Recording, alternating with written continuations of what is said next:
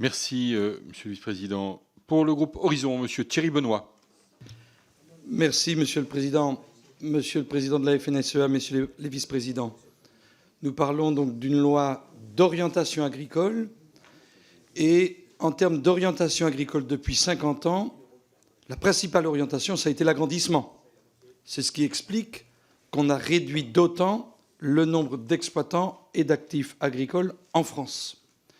Et la première question que je souhaiterais vous poser, Monsieur le Président, comment vous voyez les choses, puisque depuis 50 ans, on parle d'agrandissement. Vous êtes vous-même à la tête d'une exploitation de plusieurs centaines d'hectares, 700 hectares, je crois. Est-ce que c'est un modèle soutenable et durable?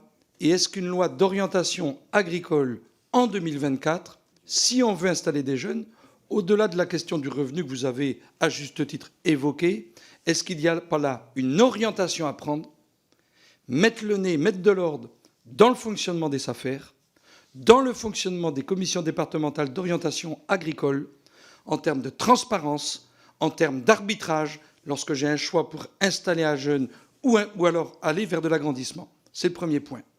Le deuxième point, je voudrais aborder la politique européenne, la politique agricole commune, puisque naturellement, on a encouragé les agriculteurs depuis 50 ans à s'agrandir pour aller aussi chercher des primes, des subventions, des aides.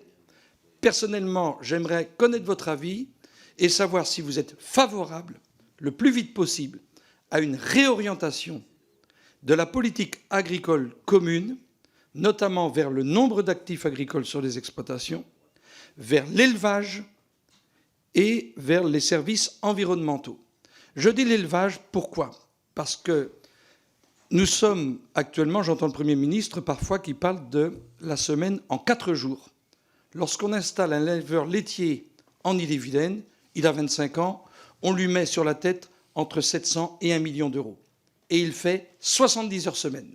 Et il entend dans le même temps la semaine en 4 jours. Donc le modèle n'est pas soutenable. Donc 2 points pour résumer, puisqu'on n'a que 2 minutes. L'agrandissement, y mettre fin. Le fonctionnement institutionnel, SAFER, CDOA. Et enfin, la réorientation claire et précise de la politique agricole commune. Merci, Monsieur le député. Je précise que vous pourrez, à la fin, dans la conclusion, revenir sur les points que vous n'aurez pas eu le temps d'aborder en réponse aux questions. Merci, Monsieur le député. Sur l'agrandissement, d'abord, je veux dire que depuis 30 ans, il y a certes eu de l'agrandissement, il y a aussi du développement de valeur, puisque vous savez que le développement d'une exploitation peut se faire de manière horizontale ou verticale, et que notamment dans votre circonscription, beaucoup d'agriculteurs ont depuis 30 ans utilisé de la capacité à créer de la valeur, y compris sur le produit, qui est un sujet qui nous concerne beaucoup en agriculture, conférer ce qu'a dit Madame la députée, notamment sur la construction du prix en marche avant et le rapport que vous êtes en train de commettre, ce qu'on regardera avec la plus grande attention. Donc ça a été les deux, si je puis me permettre, et notamment la pluriactivité des agriculteurs qui ont souvent, pour nombre d'entre eux, développé plusieurs ateliers, en témoignent. Sur le sujet de la taille, je crois qu'il faut regarder les choses de manière assez différenciante, mais je vais reprendre l'exemple qui était le vôtre, de l'élevage laitier. Nous considérons demain, et je reprends en cela les propos du président de la Chambre régionale d'agriculture de Bretagne, M.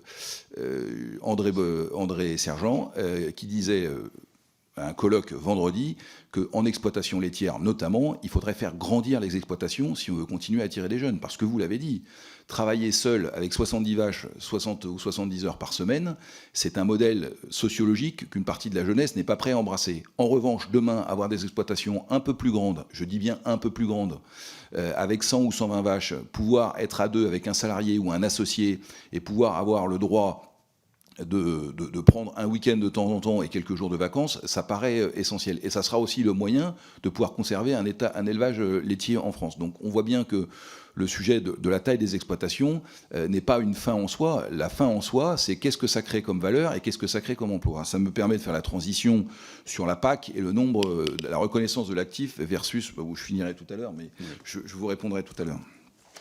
Merci, Monsieur le Président.